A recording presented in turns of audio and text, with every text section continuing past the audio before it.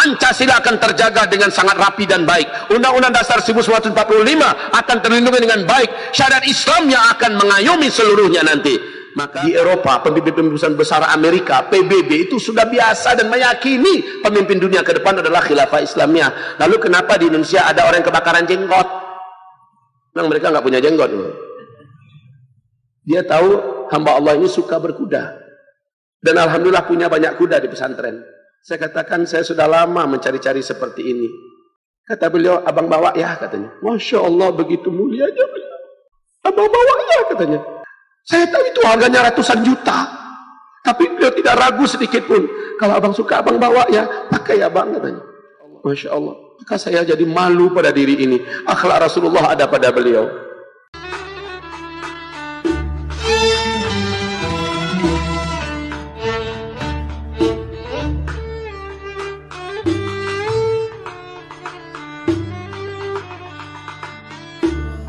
Yang kedua, hamba-hamba Allah yang kami muliakan, yang saya cintai, yaitu berkaitan dengan kondisi akhir zaman sekarang. Yerusalem sudah dicaplok oleh Amerika Serikat di bawah pimpinan Donald Trump dan diklaim sebagai ibu kotanya Israel. Padahal di Yerusalem itu ada Baitul Maqdis. Rasulullah dalam hadis sahih Imam Muslim bersabda, nanti di akhir zaman Baitul Maqdis dijajah kembali oleh musuh Allah dan musuhku. Kemudian akan Allah datangkan hamba-hamba Allah yang terbaik dan terkuat membebaskannya. Dan ini persis dalam surat Al-Isra. Saat itu Israel, kaum Yahudi sedang ada di puncak-puncak kesombongan dan kejahatannya. Mereka kuasai kembali Baitul Maqdis. Setelah Baitul Maqdis dibebaskan, maka akan dikumandangkan khilafah Islamiyah berdiri di sana. Saat itu kata Rasulullah, kalian yang ada, hijrahlah ke sana. Saat itu bumi yang paling aman adalah Palestina. Bumi yang paling tenang, yang paling kuat, yang paling makmur adalah Palestina. Dan saat yang sama kata Nabi, Madinatul Munawwarah sedang chaos, sedang rusak, sedang ribut dan berdarah-darah. Kalau Madinah saja begitu tenang hari ini berdarah-darah, maka Mekah pasti lebih parah lagi, Pak. Jazirah Arabiah pasti berdarah-darah. Karena Nabi mengatakan di akhir zaman wa kathural haraj, akan banyak pertumpahan darah di mana-mana. Jika demikian keadaannya, maka bumi seluruhnya termasuk Indonesia tidak akan luput dari yang seperti ini. Merah berdarah-darah. Negeri yang teraman adalah Palestina. Maka di satu sisi saya tercenung, ada marah dengan perbuatan Donald Trump. 123 negara tidak mengakui perbuatan Trump ini. Tapi dengan sombongnya Donald Trump tetap kekeh dan mendirikan duta besarnya di Yerusalem. Di sisi yang lain saya gembira. Alhamdulillah, berarti tak lama lagi Allah akan datangkan hamba-hamba terkuat untuk membebaskan Masjidil Aqsa. Berarti tak lama lagi akan diumumkan berdirinya Khilafatul Islamiyah di Palestina. Untuk topik yang ini saya sampaikan kepada semuanya. Tolong jawab kepada orang-orang yang khawatir Indonesia menjadi negara khilafah. Sampaikan pada mereka. Sampai hari kiamat tidak akan pernah Indonesia menjadi negara khilafah. Karena kekhalifahan itu kata Nabi bukan di Indonesia berdirinya. Bukan di Asia Tenggara. Bahkan bukan di Mekah, Madinah, bukan. Berdirinya khilafah Islam nanti di negeri Syam. Ya, tempat diumumkan khilafah Islamnya itu nanti adalah Baitul Maqdis, Palestina. Maka Indonesia sampai hari kiamat tidak akan pernah ada khilafah Islamnya. Jangan panik nggak karu-karuan lah. Indonesia tetap Indonesia, tapi barokah dan rahmah wujudnya khilafah Islam itu akan meliputi kata Rasulullah, ta'ummul arda, seluruh muka bumi akan merasakan nikmat dan rahmatnya khilafah Islamiyah tersebut. Kemakmuran, kesejahteraan, ketenangan, keadilan merata ke seluruh dunia termasuk Indonesia. Pancasila akan terjaga dengan sangat rapi dan baik. Undang-Undang Dasar 1945 akan terlindungi dengan baik. Syariat Islam yang akan mengayomi seluruhnya nanti. maka nggak perlu khawatir, tidak akan pernah ada khilafah Islamiyah di Indonesia. Yang ada hanyalah rahmat dan berkah daripada khilafah yang ada di Palestina menyelimuti seluruh dunia. Dunia ini tenang setenang-tenangnya. Hadis-hadis Nabi sahih tentang itu. Oke? Jadi katakan pada mereka, jangan Anda panik, jangan Anda terlalu berlebih-lebihan, karena tidak akan pernah ada khilafah Islamiyah di Indonesia. Itu tidak akan pernah ada di Sentul. Jangankan untuk level Sentul, Indonesia aja nggak ada. Lalu Anda ributnya, ribut apaan? Dan ini juga dalam Al-Quran sudah Allah sebutkan bahwa di fase terakhir dunia akan dipimpin kembali oleh khilafah Islamiyah. Matahari akan terbit, kegelapan akan berakhir. Sejak runtuhnya khilafah Islamiyah Al-Utsmaniyah di Turki sampai sekarang kita ada di fase keempat, fase kegelapan. Dan kegelapan malam ini pasti akan subuh. Setelah subuh pasti matahari terbit. Maka kaum muslimin, sekarang kita sudah melewati fajar kadhib, kita sudah ada di fajar shadiq. Setelah itu kita akan menunggu syuruk. Ini waktu-waktu yang berat ini. Dari fajar ke shadiq menuju syuruk itu waktu-waktu yang berat. Hanya orang-orang beriman yang mampu istiqomah di situ. Hanya orang-orang beriman yang mampu tegar di situ. Sementara orang munafik atau orang yang dalam hatinya ada penyakit, pasti telat nyadar. Kalau orang munafik sama sekali malah nggak bangun. Matahari terbit, tidak ada yang mampu menutupi matahari agar bumi ini tetap gelap. Tidak bisa. Tidak ada yang bisa membungkus bumi agar cahaya matahari tidak masuk. Tidak bisa. Saat matahari terbit, tetap dia akan menerangi bumi, timur dan barat.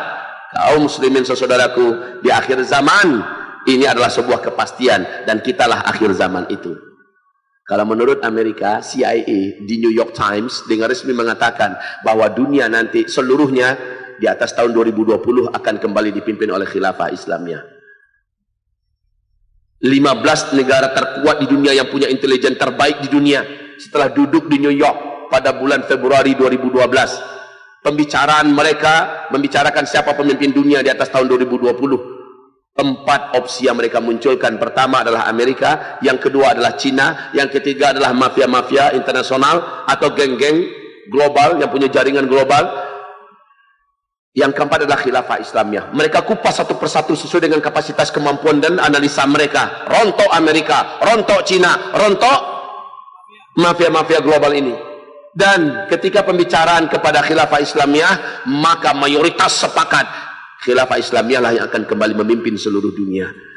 Di Eropa, pemimpin-pemimpin besar Amerika, PBB itu sudah biasa dan meyakini pemimpin dunia ke depan adalah khilafah Islamiyah. Lalu kenapa di Indonesia ada orang yang kebakaran jenggot? Memang mereka nggak punya jenggot. Gerah nggak karu-karuan. Ada ayatnya, ada hadisnya, dan Barat sudah mengakui, dunia sudah mengakui. Kok ini ribut? Ciri-cirinya kata Nabi, Baitul Maqdis dikuasai kembali oleh mereka dan nanti akan dibebaskan. Ini sudah nampak tanda-tandanya. Sudahlah, saya katakan kembali, tolong jangan a priori dengan masalah ini. Jangan benci nggak karu-karuan untuk menyenangkan hati manusia, lalu dia ikut-ikutan memberikan sesumbar di mana menolak kepada ayat Allah Subhanahu wa taala dan hadis Nabi yang sahih. Katakan pada mereka, tidak ada khilafah Islamiyah di Indonesia. Tidak ada. Yang benar adalah khilafah Islamiyah itu adanya di Palestina, di Baitul Maqdis. Indonesia hanya mendapatkan rahmat dan barokahnya, dan seluruh dunia juga begitu. Oke? Yang kedua, yang ketiga, semoga Allah ampuni saya. Semoga Allah ampuni hamba Allah yang ada di depan Bapak Ibu ini. Sakitnya murabbi kita, saya tak sempat mengunjungi beliau. Saat beliau meninggal dunia, saya sedang di luar negeri. Saya tidak sempat mengunjungi beliau. Ketika saya punya jadwal di sini, saya merasa bersalah sekali. Saya merasa sangat bersalah. Semoga Allah ampuni saya. Insya Allah nanti saya akan kunjungi makam beliau, kuburan beliau. Mudah-mudahan Allah ampuni saya. Apa yang Bapak Ibu lakukan di tempat ini, pahalanya mengalir kepada beliau insya Allah ta'ala. Kita doakan demikian. Saudara-saudaraku, saya masih ingat dengan pesan-pesan lembut dari beliau. Alhamdulillah, setelah kita panas-panasin, kita bakar semangatnya tentang olahraga-olahraga sunnah, dalam proses beliau melakukannya, dan alhamdulillah sudah ada stable. Berkali-kali beliau mengajak, abang sinilah, mainlah ini. Beliau sangat tawadhu, Padahal ini adiknya, tapi dia tetap panggil abang. Kita sama-sama tahu akhlaknya murabi kita ini. Sinilah, kita main kuda di sini. Video-video berkudanya dikasih lihat terus.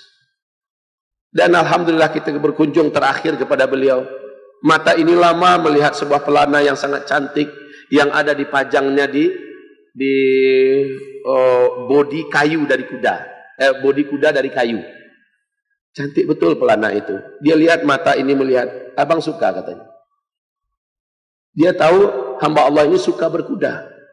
Dan alhamdulillah punya banyak kuda di pesantren. Saya katakan saya sudah lama mencari-cari seperti ini. Kata beliau, abang bawa ya katanya. Masya Allah begitu mulianya beliau. Abang bawa ya katanya. Saya tahu itu harganya ratusan juta. Tapi beliau tidak ragu sedikit pun. Kalau abang suka abang bawa ya. Pakai abang katanya. Masya Allah. Maka saya jadi malu pada diri ini. Akhlak Rasulullah ada pada beliau. Dan pelana itu ada di Payakumbuh, di pesantren saya. Setiap melihat pelana itu saya ingat beliau. Saudara-saudaraku yang kami muliakan. Waktu kami di Madinah Al-Munawwarah, saya, Ustadz Kamrianto Safri LC, dan Ustadz Arifin Ilham, kami duduk bertiga di Madinah di hotel. Beliau sampaikan harapan-harapannya tentang Adzikra. Beliau sangat berharap di Adzikra ada laskar dakwah yang kokoh, yang bisa, serba bisa. Laskar dakwah yang hebat. Laskar dakwah yang disiplin dan beriman. Maka saya ingatkan, kecintaan beliau kepada sunnah yang diwariskannya, yang ditularkannya kepada kita, beliau duluan yang membuat. Dan saudaraku, ada sebuah kenangan yang paling indah pada diri beliau. Beliau tidak akan pernah menyampaikan apapun berkaitan dengan sunnah sebelum beliau sendiri mengerjakannya. Baru beliau sampaikan. Di akhir-akhir hayatnya, beliau sudah mulai latihan serius apa-apa yang disenangi oleh Rasulullah. Kebiasaan beliau main badminton, beliau ganti dengan badminton, futsal, beliau ganti dengan olahraga sunnah. Baik itu bela diri, baik itu samurai, baik itu berkuda dan sebagainya. Ya, beliau mencoba. Masya Allah, semoga Allah cintai beliau. Amin ya Rabbana amin. Semoga Allah angkat beliau salah seorang kekasih yang sudah diambilnya. Semoga kita disusulkan dengan beliau.